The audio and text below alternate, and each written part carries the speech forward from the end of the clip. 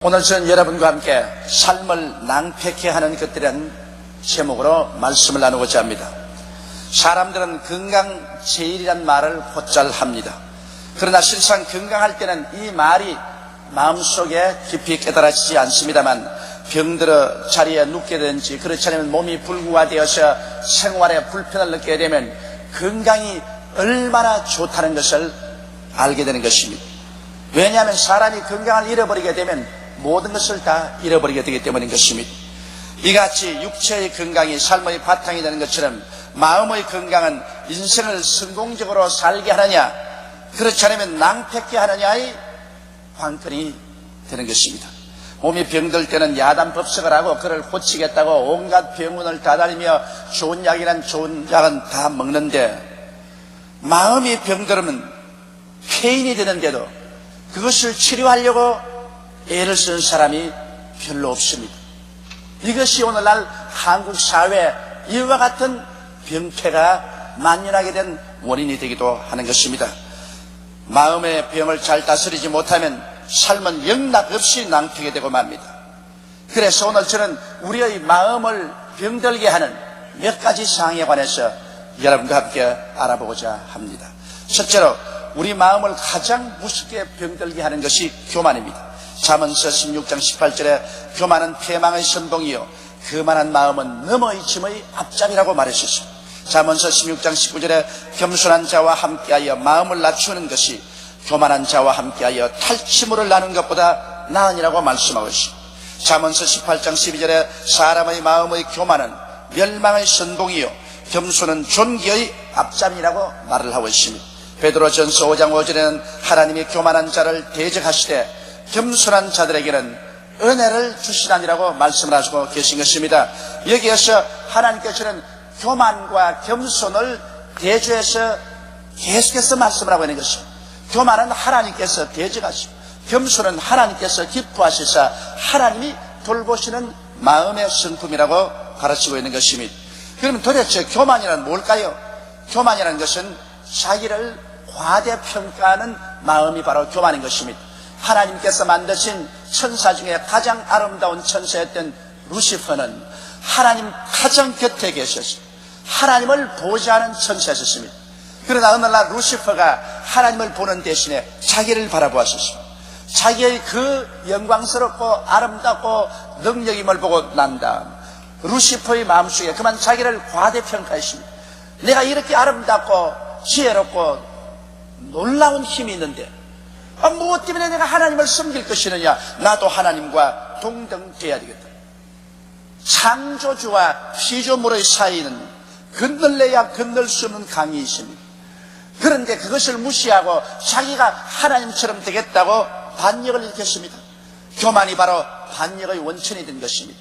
그래서 그 아름답던 루시퍼는 하나님께로부터 쫓겨나서 파괴자 사탄이 되고 그와 함께 따라서 반역을 이룬 하늘 천사 3분의 1은 오늘 타락한 천사들이어서 공중에 권세 잡고 계속해서 반역을 하고 있지만 나중에 그들은 불과 유황으로 타는 영원한 절망의 못으로 던져지고 말 것입니다. 하나님께서 그렇게 사랑해서 하나님의 형상과 모양대로 지은 아담과 하와도 바로 이 루시퍼에게 꿰임을 받아서 자기는 피조물인 인간이 자기도 하나님처럼 될 수 있다는 그 교만한 망상에 빠져서 하나님을 대적하고 하나님이 따먹지 말라는 선악과를 따먹고 하나님을 반역하고 타락해서 오늘 인류는 타락의 후손들이 되어버리고 하나님 없는 백성들이 되어버리고 만 것입니다. 이와 같이 교만은 자기를 과대평가합니다.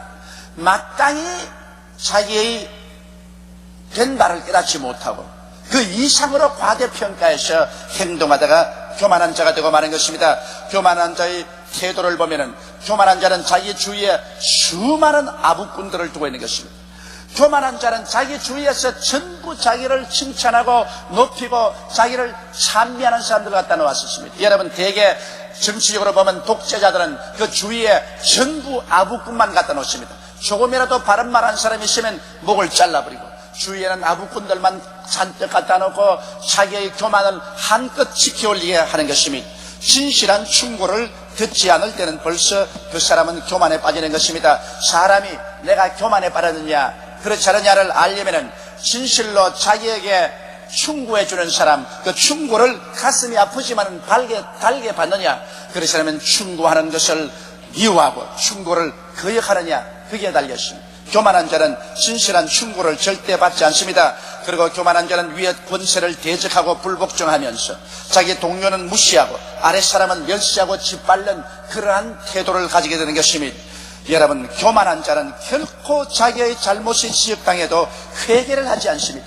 회개하고 깨어지면 겸손하게 됩니다. 그러나 교만한 자는 회개를 하지 않고 무엇인지 자기를 정당화하고 자기를 옳다고만 하는 것입니다. 그렇기 때문에 패망은 멸망의 선봉이요 교만한 마음은 넘어짐의 앞잡이가 되는 것입니다. 교만한 자의 결과는 어떻게 될까요? 교만한 자는 언제나 무모한 짓을 행합니다. 자기의 분수에 넘치는 일을 합니다. 정치적으로도 자기의 분수는 넘치는 권력을 요구합니다. 또 교만한 자는 사업을 하다가도 분수에 넘치는 사업을 합니다. 분수에 넘치는 말을 합니다. 그러다가 사람들에게 버림을 받고 결국에는 하나님께 버림을 당해서 멸망의 처소로 들어가 버리고 마는 것입니다. 우리 하나님께서는 사람이 교만해지기를 원치 않습니다. 그렇기 때문에 오히려 하나님께서는 교만한 자들을 때려서 깨뜨려서 겸비하게 만듭니다. 사도 바울 선생은 고린도후서 12장 7절로 10절에 이렇게 말했습니다. 여러 계시를 받은 것이 지극히 크므로 너무 자고하지 않게 하시려고 내 육체에 가시 곧 사탄의 사자를 주셨으니 이는 나를 쳐서 너무 자고하지 않게 하리 하심이라.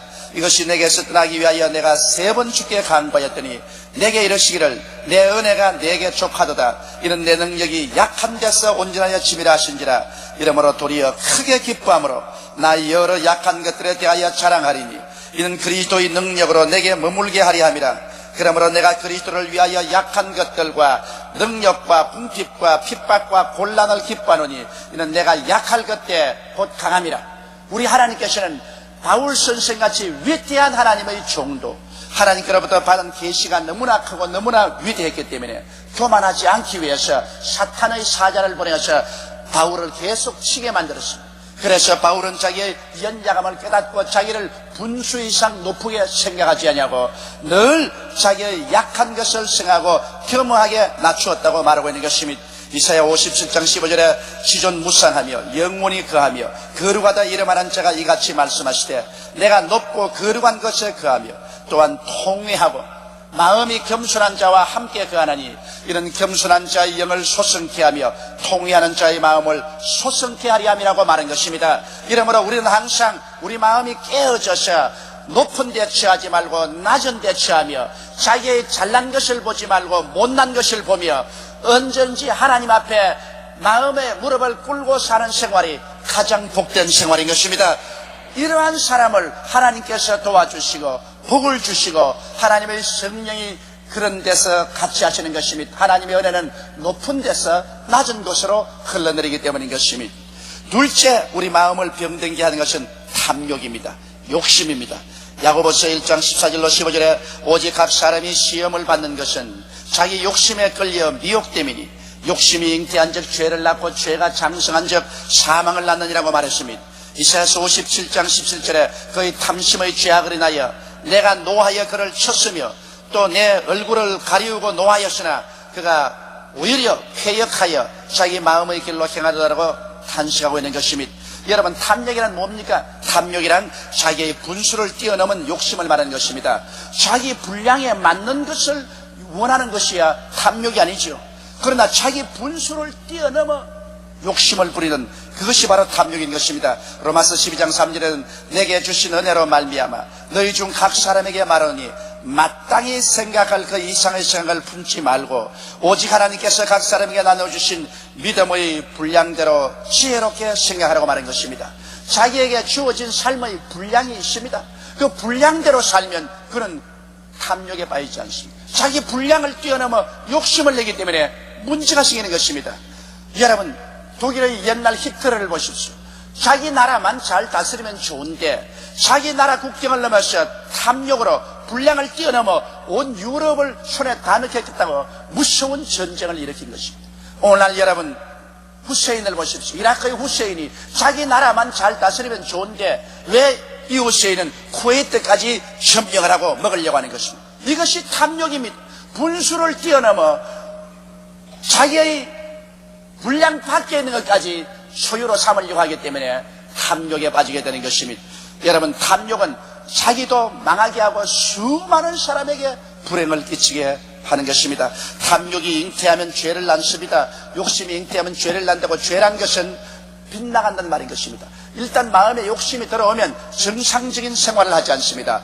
빗나간 행동을 하는 것입니다. 그래서 욕심 때문에 모든 불의, 불공평, 거짓, 악행, 범죄 등이 다 나오는 것입니다. 오늘날 사회의 모든 폭력 행위나 우리 한국 사회의 무시무시한 범죄 행위들은 모두 다 탐욕의 산물인 것입니다. 이것은 오늘날 교육의 잘못이요, 가정교육의 잘못인 것입니다. 우리가 해방 이후로 지금까지 교육제도가 언제나 마음속에 탐욕을 넣은 교육이었습니다. 인륜과 도덕을 지키지 아니하고 사람이 되라는 교육을 하지 아니하고 무엇을 가르치든지 그저 출세 일변도로 가르친 것입니다. 그러므로 학교 학생들의 공부라는 것은 인류 대학에, 인류 회사에, 인류 출세를 하는 것입니다. 가정에서도 부모들이 늘 자식들에게 가르치는 것은 출세하라, 돈 벌어라, 지위나 명예나 권세나 부귀나 영화만 얻으라고 자꾸 강조를 가르쳤습니다. 사람 되는 것을 가르치지 아니하고 그 마음속에 욕심껏 채우고 욕심을 뛰어넘어서 출세하라고 압력을 가했습니다. 이러므로 오늘 세계는 탐욕이 꽉 들어찼습니다. 모든 젊은이들부터 나이 많은 사람까지 탐욕이 꽉 들어찼으므로 이 세상에 질서가 지켜질 리가 없습니다. 인류나 도덕이 있을 수가 없습니다. 사람들은 자기 욕심을 채우기 위해서 수단과 방법을 가르치지 않습니다. 이러기 때문에 도덕도 인륜도 짓밟아버리고 인간의 생명조차 자기 탐욕을 채우기 위한 수단과 도구로 삼아서 짓밟아버리고 마는 것입니다. 그러므로 여러분, 우리는 오늘 이 병폐를 고치기 위해서는 우리 한국의 교육제도를 고쳐야 되고 가정교육 자체를 고쳐야 되는 것입니다. 마음속에 탐심을 버려야만 되는 것이요, 자기의 분수껏 살 수 있는 것을 가르쳐야 되는 것입니다. 오늘 이 세상에서 우리 기독교 신자들도 많이 탐욕의 기도를 합니다. 탐심을 가지고 아무리 기도해봤자 탐욕의 기도는 응답하지 않습니다. 자기 분수에 맞는 기도를 해야지 분수를 뛰어넘는 기도는 응답되지 않습니다. 야고보서 4장 1절로 3절에 보면 너희 중에 싸움이 어디로 다툼이 어디로 쫓아나느뇨, 너희 지체 중에 싸우는 정욕으로 쫓아나는 것이 아니냐. 너희가 욕심을 내어도 얻지 못하고 살인하며 시기하여도 능히 취하지 못하더니 너희가 다투고 싸우는도다. 너희가 얻지 못하면 구하지 아니하며 구하여도 받지 못하면 정욕으로 쓰려고 잘못 구함이라고 말하고 있는 것입니다. 다시 말하면 탐욕적으로 구하기 때문에 안 된다는 것입니다. 탐욕은 스스로의 무덤을 팝니다. 탐욕의 결과는 하나님의 진노를 받고 자기도 패망하고 다른 사람도 패망합니다. 왜냐하면 욕심이 잉태한 적 죄를 낳고 죄가 장성한 적 사망을 낳는다고 말하는 것입니다. 탐욕의 결과는 결국 사망받겠다고 하는 것이 없습니다. 셋째로 우리 마음을 병들게 하는 것은 무절제한 삶인 것입니다. 여러분, 탕자의 비유를 잘 아시죠? 탕자가 아버지의 재산 다 모아서 먼 나라로 가서 허랑방탕하며 무절제하게 살았습니다. 있는 돈을 다 가지고서 휴지 육림 속에 빠져 살았습니다. 그러나 결과에 그 탕자의 비유의 이야기에 보면 그 나라에 큰 기근이 다가와서 비로소 그는 가난하게 되었다고 했습니다. 먹을 것이 없어 그 도시 어떤 사람에게 직장을 얻으니 시골에 가서 돼지를 치라고 했는데 돼지가 먹는 쥐염 열매조차도 얻어먹기가 곤란하게 되었다고 그렇게 말한 것입니다. 허랑방탕의 결과는 기근을 초래하고 기근은 결국 돼지 우리에 내려가는 비극적인 삶을 살게 된다는 것을 여기에 비유적으로 보여주는 것입니다. 여러분, 이 세상에 우리가 참으로 행복을 얻을 수 있는 그런 절제인 것입니다. 언제나 참 행복은 모자라는 듯한 데서 오는 것입니다. 완전 만족, 극도의 환락 끝에는 비애와 허무감과 절망이 반드시 다가오게 되는 것입니다. 그러므로 좀 살게 되었다고 하는 사람들이 자기의 행복과 기쁨을 얻기 위해서 혹은 술을 취하고 혹은 도박을 하고 마약과 방탕의 결과를 철회하는 것입니다. 오늘 우리 전체 기독교인으로부터 시작해서 국민 전체가 근검절약한 생활로 들어가고 무절제하고 허랑하고 방탕한 생활에서 돌이켜야 되는 것입니다. 우리 한국의 지금 가장 급성무가 이 과소비와 허랑방탕과 무절제한 삶인 것입니다. 여기에서 돌이키지 아니하면 개인도 가정도 국가도 멸망하고 말 것입니다. 여기에서 우리는 잠에서 깨어나야 되는 것입니다. 갑자기 우리가 거대한 부자가 되었다고 망상을 가지고 있습니다. 그렇지가 않습니다. 이러므로 우리 한 사람 한 사람이 지금으로부터 허랑방탕과 무절제에서 돌이켜야 되는 것입니다. 과소비에서 돌이키고 절제와 근검 전략 속에서 진실한 삶의 행복을 우리는 찾아야만 되는 것입니다. 넷째로 우리 마음을 병들게 하는 것은 이기주의인 것입니다. 여러분, 오늘날 사람들은 민주주의는 이기주의라고 생각하는 사람이 많습니다. 민주주의는 최대의 인권과 자유를 부여하는 정치 제도이지만 결코 자기 개인이나 집단의 이익만 추구하는 이기적인 제도는 아닙니다. 자기의 권리만 주장할 줄 알고 시민으로서 국민으로서 자기 의무를 저버리는 자는 결국에는 인력과 인권과 자유를 스스로 빼앗겨버리고 마는 것입니다. 왜냐하면 사람들이 이기주의가 되어서 전부 자기 주장대로 해가면 결국 그 사회는 독재자를 불러오게 되고 독재는 인권과 자유를 빼앗게 되는 것입니다. 이기주의는 폭력이요 바로 그 자체가 범죄입니다. 여러분, 오늘 이 이기주의를 고칠 수 있는 유일한 길은 하나님의 사랑밖에 없습니다. 하나님이 세상을 이처럼 사랑하사 독생자를 주셨습니다. 하나님은 우리를 사랑하사 하나님께서는 우리 위해서 그 아들도 아끼지 않고 우리에게 주셨습니다.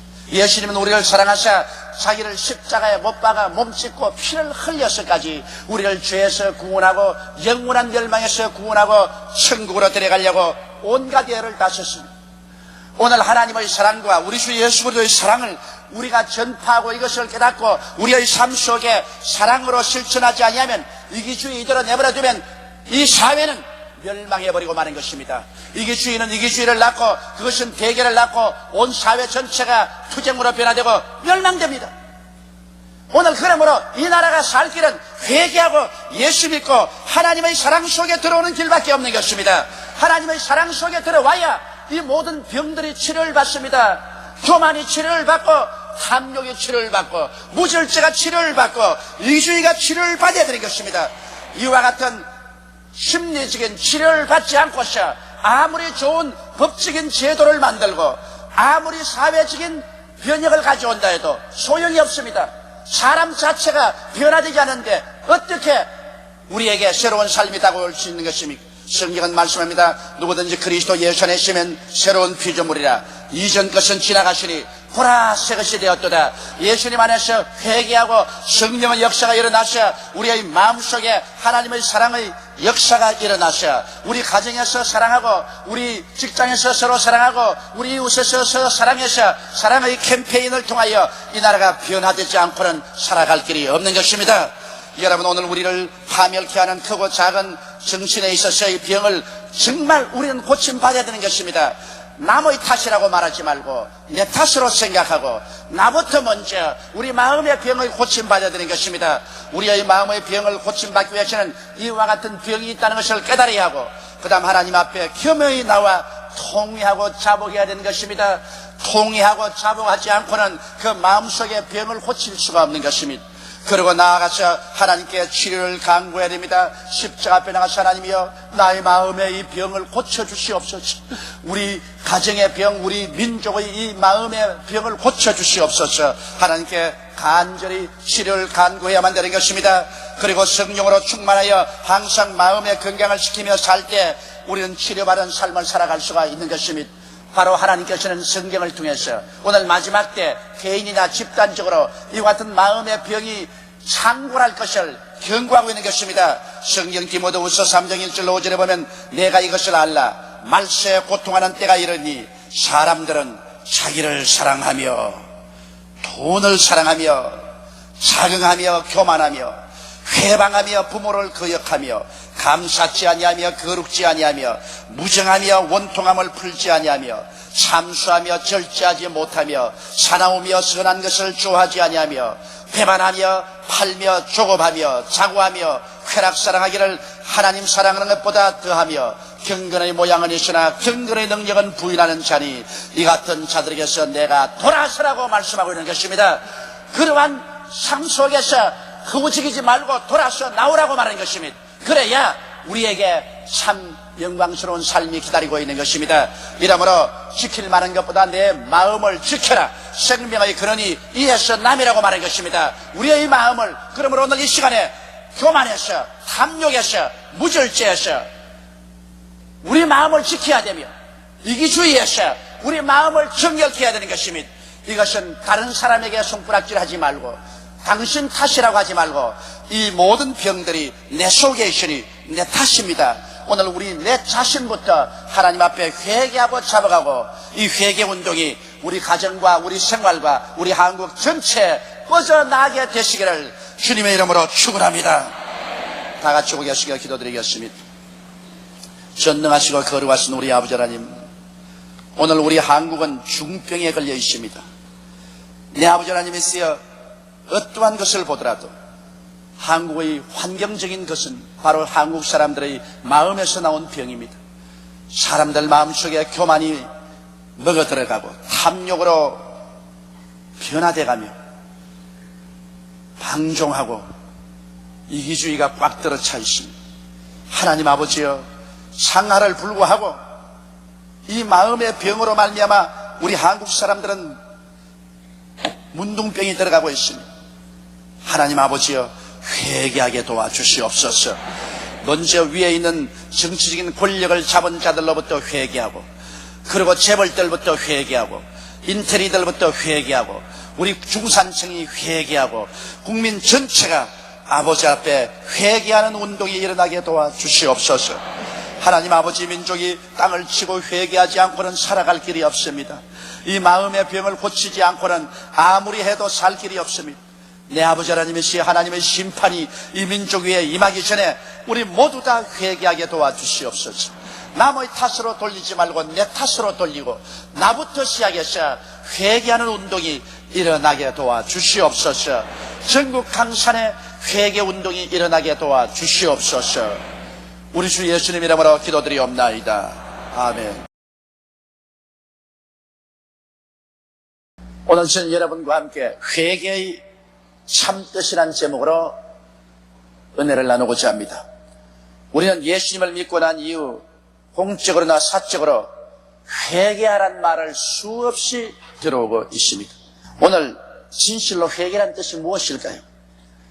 헬라 원어에는 회개란 말이 메타노이아로 기록되어 있습니다. 이 메타노이아를 사전에 찾아보면 마음과 감정의 형태가 변화를 체험하는 것, 삶의 원리와 실천을 변경시키는 것, 생각과 감정의 형태가 달라지는 것, 개혁 혹은 과거를 돌이키는 것, 이와 같은 의미로서 사전에 기록되어 있습니다. 우리는 이 의미를 마음에 두고 오늘 회개의 참뜻을 함께 알아봐야 되겠습니다. 첫째로, 회개는 여러 단계가 있는데 첫째 단계가 무엇일까요? 첫째 단계의 회개는 삶의 원리와 실천을 변경시키는 것입니다. 우리가 이 세상에 살아오는 그 삶의 근본적인 원리를 바꾸는 것입니다. 성경에는 모든 사람이 죄를 범하였음에 하나님의 영광에 이르지 못한다고 말했었습니다. 양심적인 사람일수록 자기가 죄인이라는 것을 끊임없이 깊이 느끼게 되는 것입니다. 죄란 뭘까요? 죄란 것은 삶의 목표와 원리에서 빗나가 버린 것을 말하는 것입니다. 활을 쏠 때 관역을 향해서 땡긴 화살이 관역을 맞추지 않고 빗나가 버릴 때, 이것이 바로 오늘날 우리 죄라는 의미로서 표현되는 것입니다. 하나님이 우리로 하여금 이런 삶의 원리를 가지고 이 목표를 가지고 살아라고 했는데 그곳에서 우리는 빗나가 버리고 말았습니다. 이것이 바로 죄인 것입니다. 우리는 조상 아담과 하와를 하나님이 지어 놓으셨을 때는 그들의 삶의 원리란 무엇일까요? 신본주의인 것입니다. 하나님을 중심으로 섬기고 하나님의 영광을 위해서 사는 것, 이것이 삶의 원리요 실천이었습니다. 그럼에도 불구하고 그들이 마귀의 꾀임에 빠져서 그만 신본주의에서 떠나서 인본주의로 빗나가버리고 하나님의 영광을 위해서 사는 것이 아니라 자기의 욕심을 성취하기 위해서, 자기 자랑을 위해서, 자기의 영광을 위해서 사는 것으로 나아가고 마는 것입니다. 빗나가도 보통 빗나간 것이 아닙니다. 이것이 바로 죄라고 말하는 것입니다. 죄의 근본 원리가 여기에 있는 것입니다. 그러므로 회개라는 것은 이처럼 빗나가고 잘못된 삶의 원리와 실천에서 돌아와서 하나님의 창조의 근본적인 원리로 되돌아오는 것입니다. 신본주의로 서고 하나님 영광을 위해서 사는 이러한 삶으로 돌아오는 그 자체가 회개인 것입니다.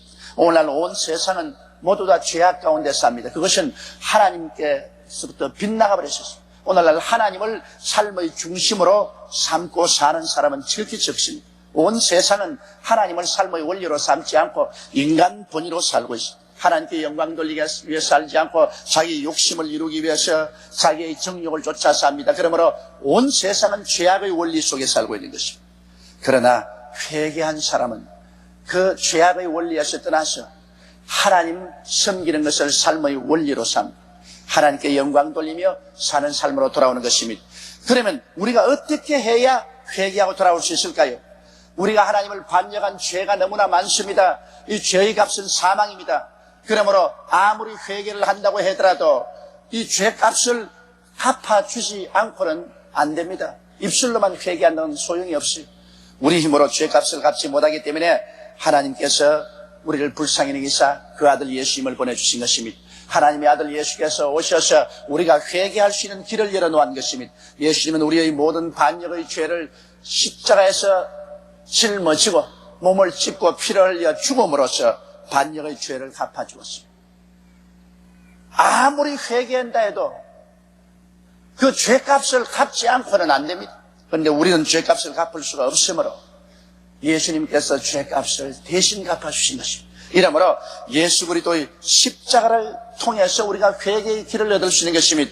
우리 회개란 예수님 앞에서 우리 삶에 대한 태도를 변화시키는 것이 회개인 것입니다. 예수님 앞에서 우리가 어떠한 삶의 태도를 가지는 것, 예수님께 대하여 등을 돌리는 것, 예수님을 내 구주로 모셔드리고 내 삶의 근본 원리로 받아들이고 예수를 믿고 하나님 섬기는 것을 너의 삶의 근본적인 원리로 삼느냐, 이것이 우리에게 대단히 중요한 것입니다. 여러분, 성경에 보면은 사마리아 수가성 우물가의 여인의 삶에 대한 이야기가 나옵니다. 이 여인은 무려 남편을 5이나 갈고 6번째 살고 있습니다. 행위적으로 말하면은 굉장한 죄를 많이 지은 사람입니다. 그러나 일일이 그 행위에 대해서 하나하나 고백해야 구원받는 것은 아니었습니다. 그가 제일 처음 예수님은 한 사람의 유대인으로 알았다가 예수님과 대화를 통해서 깨닫게 된 것은 예수님은 메시아인 것을 알았습니다.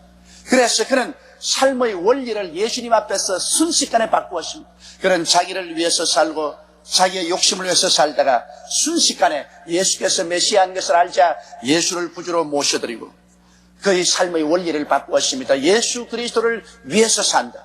이래서 물동이를 던져버리고 그리스도를 위해서 그는 사마리아 성에 뛰어들어가서 이가 바로 예수라고 선전하기 시작한 것입니다. 그래서 그는 회개한 여자였었습니다. 순식간에 그의 삶의 원리가 바뀌어졌습니다. 자기를 위해서 살던 삶이 예수를 위해서 살고 자기 중심의 삶이 예수 중심의 삶으로 돌아섰을 때 이것이 진실한 회개인 것입니다. 회개의 첫 단계는 예수님을 나의 구주로 믿고 영접하고 예수님을 믿는 것을 삶의 원리로 삼는 것, 이것이 바로 첫 번째 회개입니다. 이 첫 번째 회개를 통해서 우리는 구원을 받는 것입니다. 첫 번째 회개라는 것은 예수님에 대한 나의 태도인 것입니다. 내가 예수를 중심으로 사느냐, 내 중심으로 사느냐. 나 중심으로 살면 죄악 가운데 있고 예수님을 중심으로 살면 그런 회개한 사람인 것입니다. 이러므로 내 중심에서 예수님 중심으로 삶의 태도가 달라지고 삶의 원리가 달라지는 것입니다. 인본주의에서 신본주의로 달라지면 이 사람은 회개한 사람입니다. 이러한 회개를 통해서 우리는 하나님의 백성이 되고 구원을 받고 천국을 가게 되는 것입니다. 그러면 회개의 둘째 단계는 무엇일까요? 회개의 둘째 단계는 이제 성결의 단계인 것입니다. 여러분, 먼저 예수를 구주로 시인하고 믿었다고 해서 그 사람이 행위에 있어서 거룩하고 깨끗하게 되었다고는 말하지 않습니다. 그 사람의 태도가 달라졌죠.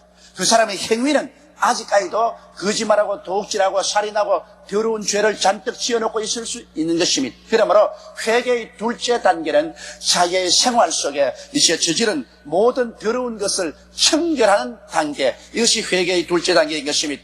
회개의 둘째 단계는 구원을 받기 위한 것이 아닙니다. 구원은 그리스도 예수에 대한 자기의 삶의 태도를 변경시킬 때 회개의 첫째 단계로서 구원을 받지만 둘째 단계는 성결의 단계인 것입니다. 그래서 여러분 신약 성경을 보면 회개의 둘째 단계에 대한 모범이 기록되어 있습니다. 베드로 보십시오. 베드로는 예수를 향해서 주는 그리스도시요 살아계신 하나님의 아들이다 이렇게 고백했기 때문에 예수님이 칭찬했습니다. 바요나 시모나 내가 복이 있도다. 이를 내게 할 것은 내 혈육이 아니요 하늘에 계신 우리 아버지시니라고 말하셨습니다. 그리고 예수님은 얼마나 그 신앙 고백에 감동했든지 내가 네게 천국 열쇠를 주느니 내가 열면 하늘에서 열릴 것이요 내가 닫으면 하늘에서 닫힐 거라고 말했습니다. 이런 베드로가 예수님 십자가에 못 박이기 위해서 잡혔을 때 안나스와 가야바의 뜰까지 따라갔다가 조그마한 비자의 공격 앞에 감당을 하지 못하고 예수를 모른다고 3번이나 부인을 했습니다. 나중에는 그냥 부인한 것이 아니라 저주하고 맹세하여 가로되 나는 저를 도무지 알지 못한다고 말하셨습니다. 이거는 어마어마한 죄입니다. 그러나 베드로가 첫 단계 예수는 그리스도시 하나님의 아들이라는 것을 고백함으로 말미암아 구원받았습니다만 조그마한 소녀의 공격에 그런 생명에 대한 애착 때문에 그만 어마어마하게 그리스도를 부인한 죄를 짓고 말한 것입니다. 그렇다고 해서 베드로가 버림받았나요? 버림받지는 않습니다. 그러나 그는 그 생애 속에 크나큰 상처를 입히는 죄를 지었습니다. 그러지만 그는 나중에 나와서 땅을 치고 통곡하며 울었습니다. 그는 자기의 잘못을 돌이킨 것입니다. 그래서 그는 정결함을 받고 나중에 예수 그리스도 용납함을 받았었습니다.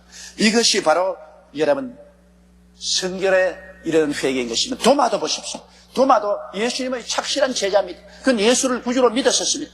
그러나 예수님이 부활하시고 난 다음 첫 번째 나타날 때 그는 다른 데가 있다가 부활한 예수를 보지 못했었습니다. 제 아들이 다 예수님을 보았다고 하니까 그가 하는 말이 웃기는 말 하지 마라. 나는 예수 그리스도의 옆구리에 손을 넣어보고 그의 못자국에 손가락을 넣어보지 않고는 믿지 않는다고 말했습니다. 그는 철저히 불신앙을 선포했습니다. 그것은 예수님이 구주라는 것에 대한 불신앙이 아닙니다. 그리스도의 부활에 대한 불신앙인 것입니다. 그러나 그 다음 주간에 예수님이 도마에게 나타났을 때 도마는 회개했습니다. 예수님께서 도마야 너 손을 내밀어 내 옆구리에 넣어보고 너 손가락으로 내 손에 있는 못자국을 만져보라.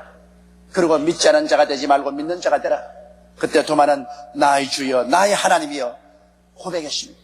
이것은 성결을 위한 고백인 것입니다. 이와 같이 여러분 우리가 예수를 구주로 모시고 구원을 받았음에도 불구하고 연약하기 때문에 베드로와 같은 죄를 짓기도 하고 도마와 같은 죄를 짓기도 하는 것입니다. 이러한 것은 곧장 우리가 회개해서 우리 스스로 성결함을 얻어야 되는 것입니다. 이와 같은 회개는 평생토록 회개해야 될 것입니다. 첫 회개로 세상에서 돌이켜 예수님을 믿는 것은 한 번의 결정이 되지만 그 이후 잘못을 돌이키고 자기를 개혁하는 회개는 늘 계속해야 되고 평생토록 계속해야 되는 것입니다. 우리는 어떻게 회개할까요? 여러분 사람이 자기 얼굴이 더러우냐 깨끗하냐는 거울을 들어봐야 하는 것입니다. 거울을 보고 자기의 얼굴에 잘못된 것을 씻습니다. 우리의 거울은 무엇일까요? 십계명인 것입니다. 십계명을 우리는 늘 비춰보고 십계명에 따라서 우리 자신을 매일매일 회개하는 삶을 사는 것입니다. 이거는 구원을 받기 위한 회개가 아니라 더욱 깨끗해지고 더욱 성결해지고 더욱 하나님과 깊은 교제관계에 들어가기 위한 것입니다. 우리가 회개해서 더욱 거룩해지면 질수록 하나님 속에 더 큰 분량을 가진 교제를 할 수 있는 것입니다. 하나님과 조금 가까운 것이 아니라 더 깊이 하나님과의 교제가 이루어질 수 있는 것입니다. 이러므로 매일같이 우리는 우리 자신을 십계명의 거울에 비춰보아야 되는 것입니다. 내 앞에 다른 신을 두지 마라. 혹시 마음에 지나가는 마음으로도 다른 신을 두었으면 회개해야 되는 것입니다. 우상에 절하지 마라. 우상이 생겼으면 반드시 회개해야 되는 것입니다. 하나님 이름을 망령되이 부르지 마라. 하나님 이름을 우스갯거리로 삼았었으면 회개해야 되는 것입니다. 성의를 거룩히 지켜라. 성의를 거룩히 지키지 못하고 내 쾌락을 위해서 그를 어겼으면 이를 회개해야 되는 것입니다.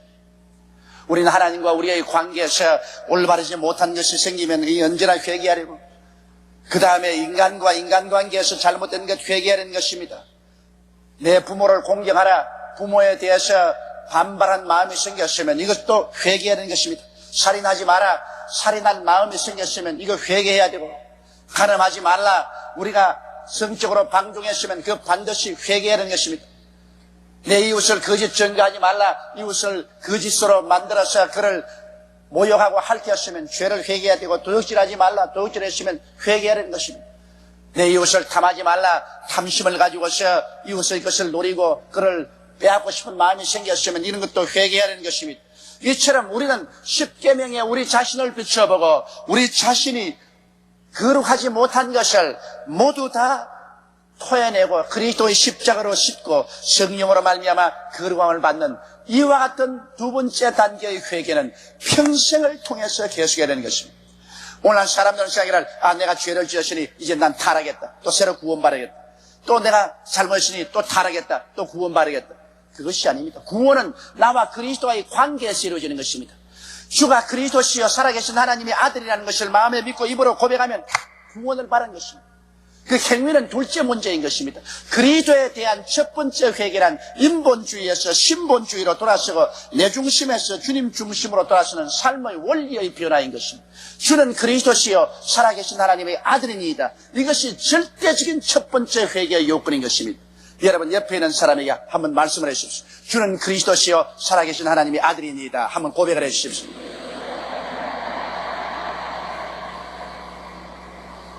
여러분이 이것을 진실로 믿고 고백했으면 여러분은 구원받은 사람들인 것입니다. 구원이라는 것은 예수 그리스도에 대한 나의 태도와 고백인 것입니다. 그러나 그것은 첫 번째 구원의 회개고, 그 다음 두 번째 단계의 성결의 회개는 우리의 행위에 대한 회개인 것입니다. 우리 행위가 성결하지 못한 것은 두고 회개하고 매일같이 회개하고 하루에 20번, 30번도 회개해야 되는 것입니다. 이것은 구원을 위한 회개가 아니라 성결을 위한 회개인 것입니다. 그 다음에 세 번째 단계의 회개가 있습니다. 이것은 생각과 감정의 형태가 달라지는 것, 혹은 마음과 감정의 형태가 변화를 체험하는 회개인 것입니다.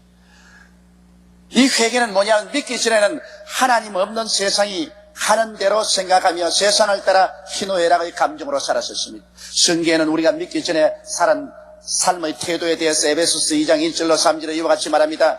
너희의 허물과 죄로 죽었던 너희를 살리셨도다.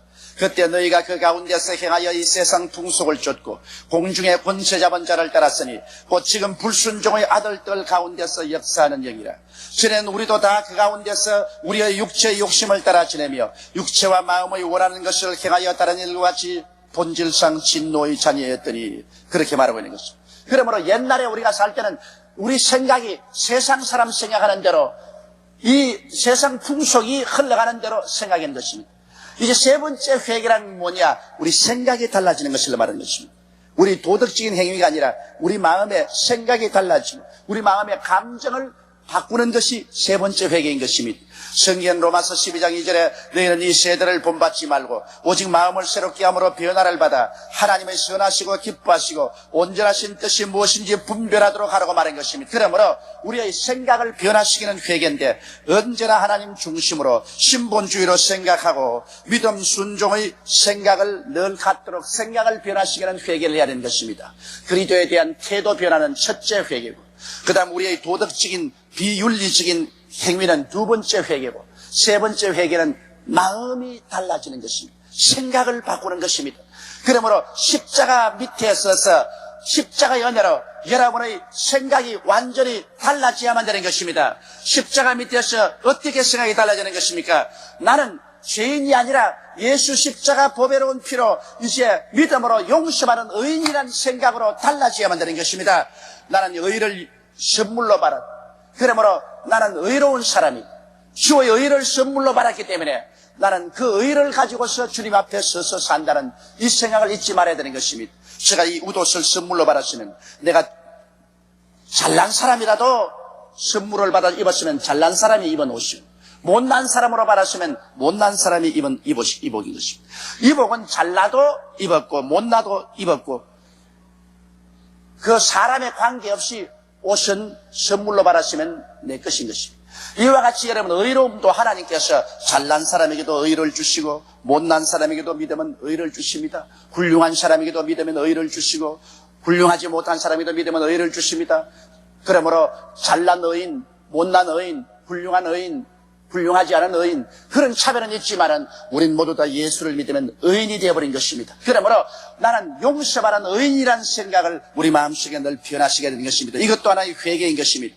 그 다음 하나님과 화목하고 성결의 성령으로 세움을 받았다는 생각으로 변화되어야 하는 것입니다. 십자가를 통하여 하나님과 나는 화목되고 하나님이 성령을 주셨기 때문에 하나님의 성결의 영이 내 마음속에 있어서 이 성령께서 나를 도와주심으로 하나님의 뜻대로 살고 성결하게 살도록 만들어준다는 이 생각을 늘 가지고 성령님을 인정하고 환영하고 모시드리고 성령께 의지하는 이러한 생각이 마음을 점령해야만 되는 것입니다. 이 마음의 변화, 이것도 중대한 회개인 것입니다. 그 다음에는 그리스도께서 십자가에서 우리 연약한 것을 친히 담당하시고 병을 짊어지고 가셨으므로 내 마음속에 치료의 생각으로 꽉 들어 차게 하는 것도 회개입니다. 나는 병자다, 나는 약한 자다, 나는 이제는 죽게 된다, 이런 생각 말고요. 그리스도께서 나의 연약한 것을 친히 담당하시고 병을 짊어지고 가셨으므로 그리스도 나의 건강이요, 나의 생명이요, 나의 치료다, 이와 같은 생각으로 마음이 달라지는 것, 이것도 하나의 큰 회개인 것입니다. 그리고 여러분의 생활 가운데 나는 못한다, 나는 안 된다, 나는 할 수 없다, 나는 패배자다, 나는 가난하다, 나는 모든 것이 끝장이 났다고 생각하는 이것은 잘못된 생각이지요. 예수 믿고 난 다음에 그 생각에서 벗어나서 그리스도께서 나를 위하여 저주를 받아서 십자가에 못 박여 율법의 저주에서 나를 다 해방시켜 주었으므로 나는 저주에서 벗어나서 아브라함의 복을 받은 사람이라고 마음의 생각을 바꾸는 것, 이것도 회개인 것입니다. 마음의 생각이 바꿔야 되는 것입니다. 아무리 예수 믿어도 마음의 생각을 바꾸지 않은 사람은 제 세 번째 회개를 하지 않은 사람인 것입니다. 마음의 생각이 완전히 아브라함의 축복을 받았다는 생각으로 확 고정시켜서 변화받아야 되는 것입니다. 그 다음에는 나는 죽으면 그뿐이지 뭐, 한 줌의 흙으로 돌아가면 그뿐이지 뭐, 그런 생각은 잘못된 생각인 것입니다. 그리스도로 말미암아 부활 영생 천국이 내 본향이 되었다는 생각으로 꽉 들어차서 사망아 너희 이기는 것이 어디냐, 사망아 너희 쏘는 것이 어디냐, 죽음에 대한 것을 초월하고 우리는 영생 복락에 대한 생각으로 마음이 꽉 들어찼을 때 이것이 마음이 회개한 것입니다. 회개란 것은 우리의 생각이 바꾸어지는 것이 제 세 번째 단계의 회개인 것입니다. 생각을 바꾸지 않고 옛 생각 그대로 가지고서 예수만 믿고 교회에 왔다 갔다 하면 구원은 받았을지 몰라도 하나님의 더 깊은 역사는 일어나지 않는 것입니다. 이러므로 제 세 번째의 이 회개가 이루어져야 되는 것입니다. 그리고 감정도 바꾸어져야 돼요. 주 안에서 항상 기뻐하고 고난 중에서도 희망을 버리지 말고 긍정적이고 적극적인 감정을 가지도록 우리 감정을 변화시키도록 노력하는 것, 이것도 감정의 회개가 되는 것입니다. 이와 같이 우리는 철저히 변화를 받는 것이 바로 회개인 것입니다. 우리의 신앙은 종착역에 도착할 때까지 회개의 연속인 것입니다. 오직 첫 번째 예수님을 구주로 만나 세상을 따라가던 발걸음을 돌이켜 예수님을 믿고 예수님을 믿는 것을 삶의 원리로 삼고 회개하는 것은 일회적이요 영원한 회개인 것입니다. 그건 한 번 믿음으로 그건 영원히 구원받은 것입니다. 믿고 난 다음에는 이제는 잘 믿은 사람, 못 믿은 사람, 믿고 훌륭하게 된 사람, 못된 사람이 있을지 모르겠지만 구원은 믿음으로 말미암아 받는 것입니다. 주는 그리스도시요 살아계신 하나님의 아들이라는 이것을 진실로 믿고 그것을 삶의 원리로 삼는 사람은 그로서 구원을 받는 것입니다. 그는 잘 살면 두 번째, 세 번째 회개가 잘 된 사람은 하늘에 가서 상을 받을 것입니다. 구원을 받고 난 다음에도 제2차적인 회개, 제3차적인 회개를 잘못한 사람은 하늘에 가서 상을 받지 못하고 꾸중을 듣고 부끄러움의 구원을 받지 몰라도 구원 자체는 오직 예수님의 공로로 말미암아 받는 것입니다. 누구든지 저를 믿으면 멸망하지 않고 영생을 얻으리라. 그러므로 믿는 회개, 이것이 제1차로 가장 중요한 회개인 것입니다. 그 다음에는 두 번째의 하나님 앞에서의 인격과 말씀을 쫓아 사는 윤리와 도덕적 성장을 향한 회개는 평생을 통해서 계속해야 되는 것입니다. 그래서 늘 죄를 회개하고 늘 깨끗함을 받으면서 점점 그리스도의 형상으로 닮아가는 도덕적인 회개, 이것은 평생을 두고 해야 될 것입니다. 세 번째의 마음과 감정의 천국형 성장을 위한 적극적인 노력의 회개도 한평생 계속해야 됩니다. 늘 설교를 듣고 늘 성경을 읽고 또 신학서적을 읽으면서 내 마음과 생각이 달라지고 감정이 달라지는 이와 같은 성장의 회개도 계속 해야 되는 것입니다. 성령께서 일으키신 회개의 불길이 우리의 전 생애를 통하여 늘 활활 타오를 때 우리의 신앙은 건전하고 아름답게 성장해 갈 수가 있는 것입니다. 이러므로 성경은 회개하라, 천국이 가까웠다는데, 이 천국이 우리의 이 세 가지 형태의 회개를 통해서 우리의 영혼 속에, 마음 속에, 생활 속에 깊이 임하도록 여러분이 항상 회개하게 되시기를 주님 이름으로 축원합니다. 우리 다 같이 고개 숙여 기도드리겠습니다. 사랑이 많으시고 거룩하신 아버지 하나님, 우리 예수 믿는 사람은 한평생을 회개로 지냅니다. 예수 믿지 않은 사람은 결코 회개하지 않습니다. 아버지 하나님이시여, 그러므로 예수를 믿고 첫 번 회개를 통하여 구원받은 우리들은 성결을 위한 회개와 마음의 변화를 위한 회개를 끝없이 계속하게 도와주시옵소서. 이래서 점점 변화되어 그리스도의 성장한 모습으로 닮아가는 우리들이 되게 도와주옵소서. 우리 주 예수님 이름으로 기도드리옵나이다. 아멘. 오늘 저는 여러분과 함께 눈을 들어 바라보라는 제목으로 말씀을 나누고자 합니다. 인간은 눈을 들어 무엇을 바라보는가에 따라 그의 운명과 미래가 달라지게 되는 것입니다. 우리 조상 하와는 눈을 들어 선악과를 바라보았었습니다. 성경은 그때 상황을 이와 같이 기록하고 있습니다. 여자가 그 나무를 본즉 먹음직도 하고 부함직도 하고 지혜롭게 할 만큼 탐스럽기도 한 나무인지라 여자가 그 실과를 따먹고 자기와 함께한 남편에게도 주매 그도 먹은지라고 말씀하고 있습니다. 그 결과 그들은 천추의 한스러운 타락을 했고 그들의 후손들도 대대로 타락의 형벌 속에 슬픔을 씻으며 살 수밖에 없었습니다. 그러나 이제 하나님께서는 우리를 구원하시기 위하여 예수님을 보내주셨고 예수님은 우리를 대신하여 형벌을 받아서 십자가에 높이 매달려 계십니다. 그리고 이 예수님을 믿음으로 바라보는 자는 남녀, 노유, 빈부, 귀천할 것 없이 모두 다 구원을 받으리라고 성경은 말씀하고 있는 것입니다. 이뿐 아니라 우리의 매일의 생활 중 여러 가지 시험과 환난 당할 때 자기의 환경을 바라보고 좌절하고 부정적이 되고 절망할 것이냐, 그렇지 않으면 기도로서 엎드려서 천지와 만물을 지으시고 주관하시는 하나님을 바라보고 하나님 안에서 용기와 믿음과 희망과 승리를 얻을 것이냐, 이것은 우리 마음속에 스스로 결정해야 될 문제인 것입니다. 이 바라봄이 하나님과 우리의 관계 및 우리와 환경에 어떠한 역할을 하는가에 대하여 우리는 성경을 통해서 오늘 한번 알아보고자 하는 것입니다. 첫째로 아브라함과 바라보는 법칙을 우리 알아보십시다. 아브라함은 하나님께서 특별히 택하셨습니다. 그 나이 75세 때 하나님이 택하셔서 내 전토, 친척, 아비 집을 떠나 내가 네게 지시할 땅으로 가라, 그렇게 말씀을 하셨습니다.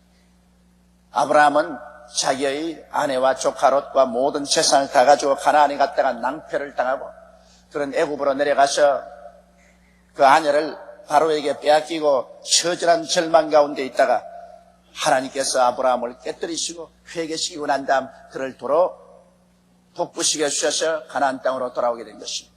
그래서 처음 하나님이 명령하신 대로 그의 아비 집인 조카 롯을 떠나보내자 하나님께서 가나안 땅을 아브라함에게 적극적으로 주시기 위해서 섭리하기 시작한 것입니다. 하나님은 이미 가나안 땅을 아브라함에게 주시겠다고 약속을 하셨습니다. 그럼에도 불구하고 실제로 가나안 땅을 얻는 데는 하나님께서는 바라봄의 법칙을 사용하도록 하신 것입니다. 창세기 13장 14절로 15절에 보면 롯이 아브라함을 떠난 후에 야훼께서 아브라함에게 이르시되 너는 눈을 들어 너 있는 곳에서 동서남북을 바라보라. 보이는 땅을 내가 너와 내 자신에게 주리니 영원히 이르리라. 이 말씀 가운데 우리가 알아야 될 것은 가나안 땅은 아브라함에게 이미 하나님이 약속해서 주어지신 땅이지만은 이미 아브라함에게 약속해서 주어진 땅이라도 아브라함이 소유하기 전에는 하나님께서 반드시 아브라함이 거쳐야 될 영적인 법칙이 있다는 것을 말씀해 주신 것입니다. 그것이 바로 바라봄의 법칙인 것입니다. 하나님께서는 그 땅을 확실히 바라봄으로 소유하기를 명하신 것입니다. 그러므로 여러분, 소유가 먼저 오는 것이 아니라 먼저 바라보고 바라본 후에 그것이 소유된다고 하나님 말씀하고 있는 것입니다. 육신의 눈과 마음의 눈을 함께하여 아브라함은 가나안 땅을 바라보아야 되는 것입니다. 하나님께서는 분명하게 너는 눈을 들어 동서남북을 바라보라. 내 눈에 보이는 그 땅을 너와 내 자신에게 주리니 영원하리라고 말씀하신 것입니다. 아브라함이 아무리 하나님의 약속을 받았다 할지라도 바라봄의 법칙을 사용하지 아니하면 그것은 자기의 개인적인 소유가 될 수가 없는 것입니다. 이처럼 하나님께서는 바라봄의 법칙이란 중요한 영적인 법칙을 이곳에서 가르쳐주고 있는 것입니다. 아브라함은 또한 자손이 없을 때도 하나님께서 아브라함에게 자손을 얻게 하는 적극적인 바라봄의 법칙을 사용하게 했습니다. 아브라함은 원래 75세 때 가나안 땅으로 갈 때 벌써 하나님은 너를 통하여 큰 민족을 이루어 주겠다고 약속하신 것입니다. 자손을 주겠다는 약속을 받았음에도 불구하고 그 약속이 이루어지기 전에 아브라함은 바라봄의 법칙을 사용해야만 되는 것입니다. 그냥 막연하게 약속을 가슴에 품고 있다고 해서 그것이 이루어진 것은 아닙니다. 창세기 15장 5절로 6절에 보면 내 몸에서 날짜가 내 후사가 되리라 하시고 그를 이끌고 밖으로 나가 가라사대 하늘을 우러러 뭇 별을 셀 수 있나 보라. 또 그에게 이르시되 내 자손이 이와 같으리냐. 아브라함이 야훼를 믿으니 야훼께서 그를 의로 여기시고 라고 말씀하신 것입니다. 그는 나이 많아서 후손이 없으므로 하나님 앞에 탄식을 했습니다. 나는 후손이 없으니 우리 집에서 기른 종이 내 후사가 될 것입니다. 그렇게 말하니까 하나님께서 아니라 내 몸에서 난 자가 내 후손이 되리라. 그러시고 하나님께서 밤에 아브라함을 밖으로 데리고 나가셨습니다. 그러고 난 다음 하늘을 쳐다보고 별들을 헤아리라고 말한 것입니다. 아브라함은 하늘에 있는 무수한 별들을 헤아렸었습니다. 헤아리고 또 헤아리고 헤아렸었습니다. 그러자 하나님께서 하신 말씀이 아브라함아, 네가 바라보는 저 별들처럼 너희 자손의 수가 많으리라고 말씀하여 주신 것입니다. 아브라함이 그 별들을 헤아리고 난 다음에 그 마음속에 믿음이 생겼다고 말을 하고 있는 것입니다. 여기에 보면 오늘 많은 사람들이 아무리 하나님의 약속을 받고도 그것이 믿음이 생기지 않아서 마음이 아브라함처럼 의심하고 불안한 마음을 가지고 있는 사람들이 있습니다. 이러한 사람들에게 하나님이 그 믿음을 가질 수 있는 적극적인 방법을 보여주신 것입니다. 이것이 바라봄의 법칙인 것입니다. 아브라함도 약속을 가졌으나 그 약속을 믿을 수가 없었지만은 그러나 별들을 바라보고 그것을 헤아려보고 바라봄의 법칙을 사용하자 그의 마음속에 믿음이 넘쳐나게 된 사실을 기록하고 있는 것입니다. 그래서 아브라함은 그 자손이 생길 것을 바라봄의 법칙을 통하여 확실히 믿었고 그 믿은 대로 그 나이 100세가 되었을 때 90살이 된 자기 아내를 통해서 이삭이란 아름다운 아들을 얻게 되었던 것입니다.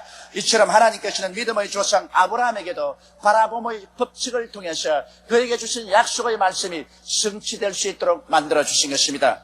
둘째로 우리는 아브라함의 손자인 야곱의 생애 속에서도 하나님께서 실패와 낭패를 당한 그 생애를 하나님 축복으로 채워주시는 게 사용한 법칙이 바로 바라봄의 법칙인 것입니다. 야곱은 외삼촌의 집에서 20여 년간 머슴살이를 하다가 고향으로 돌아가라는 하나님의 명령을 들으셨습니다. 외아저씨는 자기의 조카를 20년 동안 부려먹고 자기의 맏딸 둘째 딸을 그에게 아내로 주고 난 다음에도 그에게 월급을 주지 않고 부려먹었었습니다. 20년 동안 머슴살이 하시도 자기 집을 세울 수 없을 정도로 형편없었습니다.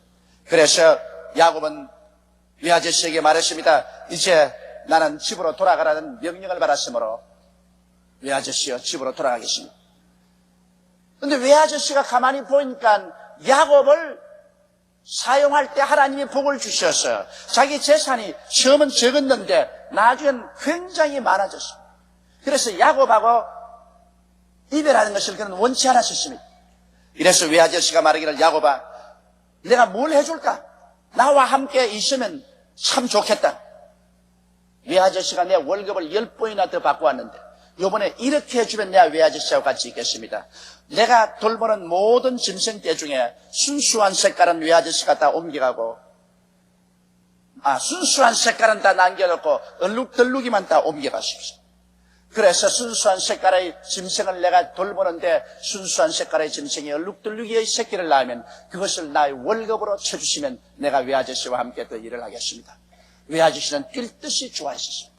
야, 이 녀석 IQ가 형편없구나. 왜냐하면 얼룩덜룩이를 다 옮겨버리고 순수한 색깔의 짐승을 키우는데 순수한 색깔의 짐승이 얼룩덜룩이 새끼를 많이 낳을 리는 없다. 그러므로 자기 꾀에 자기가 넘어간다. 좋다. 조카야, 그렇게 하자. 그러면서 외아저씨는 얼룩덜룩이의 모든 짐승을 다 골라서 사할 길이 멀도록 옮겨서 자기 자식들에게 돌보도록 맡겨놓고 야곱에게는 순수한 색깔의 짐승만 돌보게 한 것입니다. 그럴 때 야곱은 바라보모의 법칙을 이미 하나님께로부터 배웠었습니다. 성경은 여기 창세기 30장 37절로 43절에 이렇게 말했습니다.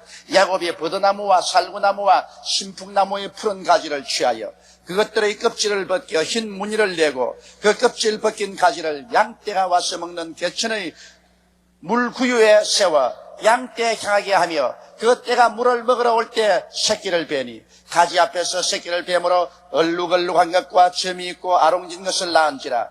야곱이 새끼 양을 구분하고 그 얼룩무늬와 금은빛 있는 것으로 라반의 양과수로 대하게 하며 자기 양을 따로 두어 라반의 양과 섞이지 않게 하며 실한 양이 새끼 뵐 때는 야곱이 개천에다가 양떼의 눈앞에 그 가지를 두어 양으로 그 가지 곁에서 새끼를 빼게 하고 약한 양이면 그 가지를 두지 아니하니 이러므로 약한 자는 라반의 것이 되고 실한 자는 야곱의 것이 된지라. 이에 그 사람이 심히 풍부하여 양떼와 노비와 약떼와 나귀가 많았더라.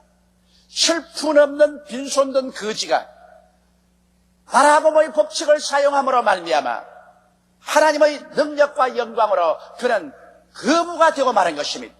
그는 순수한 색깔의 짐승을 기르면서도 그들이 풀을 먹고 난 다음 나중에 물가에 와서 물을 마실 때 새끼를 가지는데 새끼 가질 때마다 살구나무와 신풍나무와 버드나무 가지의 껍질을 벗겨서 얼룩덜룩하게 만들어서 이것을 그 앞에 평풍처럼 세워놓고 짐승들이 그곳에서 새끼를 베게 하니 얼룩덜룩이 바라보고 있는 동안에 그 앞에서 새끼를 뺀 짐승들마다 그 새끼가 얼룩덜룩한 새끼를 낳는 것입니다. 그러니 그 외삼촌이 와보고 가슴을 칩니다. 이 웬일인고? 순수한 색깔의 짐승만 맡기는데 낳았다면 얼룩덜룩이요. 낳았다면 얼룩덜룩이요. 세상에 이럴 수가 있느냐. 그러나 하나님께서는 야곱에게 바라보모의 법칙을 사용하게 한 것입니다. 하나님께서는 야곱에게 복을 주겠다고 약속하셨지만 그 복을 실제로 실천하기 위해서는 바라보모의 법칙을 통과해야만 되는 것입니다. 야곱이 그 바라보모의 법칙을 사용할 때 그를 통하여 믿음이 생기고 그 믿음을 통해서 하나님의 성령이 역사함으로 짐승들의 모든 유전 법칙을 변화시켜서 순수한 색깔의 짐승이라도 새끼만 가졌다면 얼룩덜룩이를 가질 수 있도록 만들어 놓고 말한 것입니다. 그래서 하나님께서 야곱은 철푸없는 거지였었으나 이와 같은 바라보모의 법칙으로 그는 굉장한 거부가 되어버리고 말한 것입니다. 여러분, 바라보모의 법칙이라는 것은 하나님이 우리에게 약속을 주시고 난 다음에 이 약속을 받았으나 그것을 믿지 못하는 사람들에게 그것을 확실히 믿고 그 믿음을 가지고서 하나님의 은총을 받을 수 있도록 도와주는 중간 단계의 영적인 법칙인 것입니다. 오늘날도 수없이 많은 사람들이 하나님 앞에서 약속을 받았으나 그 약속을 받고도 늘 마음에 의심이 생기고 그 의심 때문에 하나님 앞에서 기도 응답을 받지 못하고 고민하는 사람이 많습니다. 그러나 이 바라보모의 법칙을 사용하면 바라보모의 법칙을 통해서 의심은 다 사라져버리고 그 대신 약속하신 말씀이 마음속에 믿음으로 가득 차게 되어버리고 마는 것입니다. 오늘 세 번째 우리 사건을 보십시다. 출애굽한 이스라엘과 바라보모의 법칙을 보십시다. 이스라엘 백성들이 애굽에서 나와서 광야를 지날 때 많은 원망과 불평을 했습니다. 오늘 이 계시도 그와 같습니다. 백성이 광야 호르산에서 진행하여 홍해 길로 쫓아 에덴 땅을 둘러 행하려 하였다가 길로 인하여 백성의 마음이 상하여 불평을 하기 시작한 것입니다. 하나님과 모세를 향하여 원망하되 어찌하여 우리를 애굽에서 인도하여 올려서 이 광야에서 죽게 하는고 이곳에는 식물도 없고 물도 없다. 우리 마음이 박한 식물을 싫어하노라. 그러면 하나님께서 그만 불뱀을 보내시매 그 광야 양사방에서 불뱀이 이리 뛰고 저리 뛰고 달라들어서 이스라엘 백성을 물었었습니다. 그러자 이스라엘 백성이 불뱀에 물려서 독이 올라 죽는 사람이 부지기 쉬웠습니다.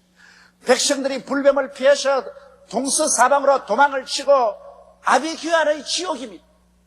그러자 그 가운데서 백성들이 모세에게 와서 통곡을 하며 회개했습니다. 모세여, 모세여, 우리가 하나님과 당신에게 원망함으로 범죄하였습니다. 하나님께 기도해서 이 불뱀이 우리에게서 사라지게 하여 주시옵소서. 모세가 하나님께 간절히 기도하며 하나님께서 불뱀에게 물린 사람이 나을 수 있는 길을 열어준 것입니다. 바로 민수기 21장 8절로 9절인데 야훼께서 모세에게 이르시되 불뱀을 만들어 장대 위에 달라 물린 자마다 그것을 보면 살리라. 모세가 놋뱀을 만들어 장대 위에 다니 뱀에게 물린 자마다 놋뱀을 쳐다본 적 살더라. 이게 놀라운 사실이 아닙니까? 불뱀이 달라들어서 수많은 사람을 물었었습니다. 물린 사람마다 그냥 독이 올라서 그대로 죽어갑니다. 그런데 하나님께서는 모세에게 말하기를 불뱀과 똑같은 뱀을 놋으로 만들어서 그 머리를 못으로 쳐서 장대에 박아서 높이 매달은 것입니다. 이것은 불뱀이 하나님 앞에서 심판을 받은 것을 보여주는 것입니다. 그러므로 이제 누구든지 불뱀에 물린 자마다 고개를 들어서 불뱀을 바라보는 자는 즉시로 독이 해소되고 살 것이라 말했었습니다. 아마 어떤 사람들은 그런 미신 같은 소리가 하지 마라. 불뱀을 장대에 달았는데 그거 쳐다본다고 독이 오는 사람이 날 튀기느냐? 나는 안 쳐다보겠다. 그러면 그 사람은 죽음을 자원했습니다. 죽었어요. 그러나 불뱀에 물려서 독이 올라서 텅텅 부은 사람이라도 그 가족들이 그를 놋뱀을 향해서 몸을 들어서 쳐다보게 하면 그 눈이 놋뱀을 쳐다보자마자 그 몸속의 독은 사라져버리고 마는 것입니다. 바라봄의 법칙의 적극적인 적용인 것입니다. 그 눈이 하나님이 달아놓은 뱀을 바라보자마자 그 시선이 부딪히자마자 그 시선을 통하여 하나님의 능력이 임하신 것입니다. 여기에는 시선을 통해서 하나님의 능력이 사람에게 전달되는 것을 하나님께서 적극적으로 보여준 것입니다. 아무리 하나님이 불뱀을 심판해서 장대에 달아놓아도 바라보지 아니하면, 시선이 일치하지 아니하면 그 속에 아무런 능력도 임하지 않았습니다. 물론 육신의 눈으로 보는 것만 보는 것이 아니라 마음의 눈으로 보는 것도 보는 것입니다. 바라보면 바라봄의 법칙을 통해서 하나님의 능력이 우리에게 다가오는 것입니다. 우리 집에 아무리 전기가 들어와 있어도 그 전기를 그대로 내버려 두면 아무런 소용도 없습니다. 그 전기를 꽂아야, 접촉을 시켜야 선풍기도 돌아가고 혹은 냉장고도 돌아가고 가전제품도 돌아가는 것입니다.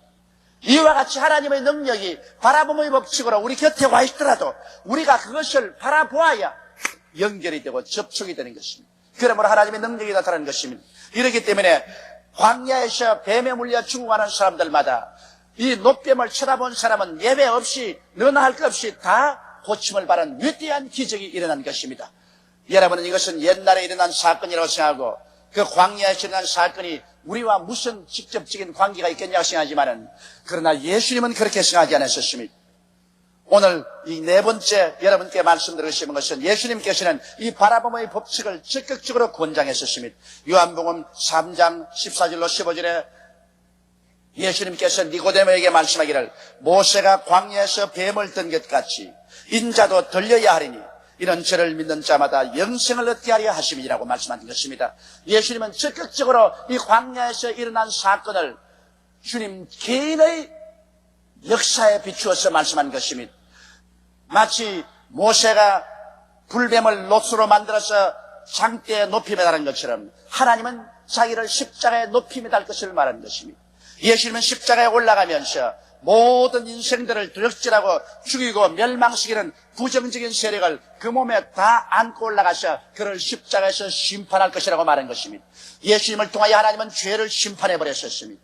예수님을 통하여 미움을 심판하고 무능력을 심판했었습니다. 예수님을 통해서 병을 심판하고 마귀를 심판했습니다. 예수님을 통해서 가난과 저주를 심판했었습니다. 예수님을 통해서 죽음과 지옥을 심판해버리고 말한 것입니다. 바로 십자가는 원수 마귀의 모든 일들이 심판을 받고 그곳에서 괴멸된 곳입니다. 모든 우리를 도적질하고 죽이고 멸망시키는 세력이 십자가에서 하나님의 심판을 받았었습니다. 그러므로 십자가는 모든 부정적인 세력이 그곳에서 파괴된 위대한 승리의 전쟁터인 것입니다. 그 십자가에서 예수님께서 우리 연약한 것을 친히 담당하시고 병을 짊어지고 가셨다는 지식을 알고 십자가를 바라보십시오. 제가 채찍에 맞음으로 우리가 나음을 입었다는 그 지식을 갖고 십자가를 바라보십시오. 그 십자가에서 예수님은 모든 질병의 해독을 다 도말하시고 정복해버리고 말한 것입니다. 그 십자가를 바라보고 있을 때 십자가를 통하여 치료의 능력이 우리에게 쏟아져 내려오기 시작하는 것입니다.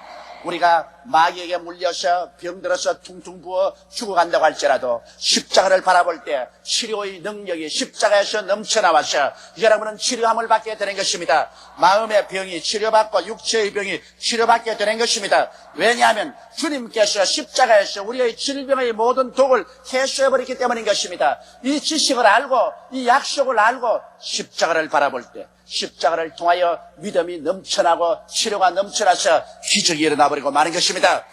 우리는 또한 야곱과 같이 낭패와 실망을 당하고 빈손 들고 아무것도 가진 것 없이 되었을지라도 바라봄의 법칙을 사용할 때 우리에게 위대한 하나님의 영광이 많은 것입니다. 십자가에 달려서 예수님은 여러분의 가난과 저주를 짊어지셨으며 그리스도께서 우리를 위하여 저주를 받으셔서 율법의 저주에서 우리를 속량하였으니 이는 기록된 바 나무에 달린 자마다 저주 아래 있는 자라 하였습니다. 이는 그리스도 예수 안에서 아브라함의 복이 이방인에게 미치게 하고 믿음으로 말미암아 성령을 선물로 받게 하였음이라고 말씀하신 것입니다. 성경은 예수 그리스도의 은혜를 너희가 알거니와 저가 부유하신 자로서 너희를 위하여 가난하게 되시면 저희 가난하심에 하여 너희로 부유하게 하리 하심이라고 말씀하고 있는 것입니다. 십자가를 바라보십시오. 그곳에서 예수님은 가난과 저주를 박살내버리고 말한 것입니다. 십자가에서 주님은 완전히 하늘나라의 영광과 부여로 승리하셨습니다. 우리가 십자가를 바라보고 믿음을 얻을 때 우리의 운명과 환경 속에 저주는 사라져가 버리고 마는 것입니다.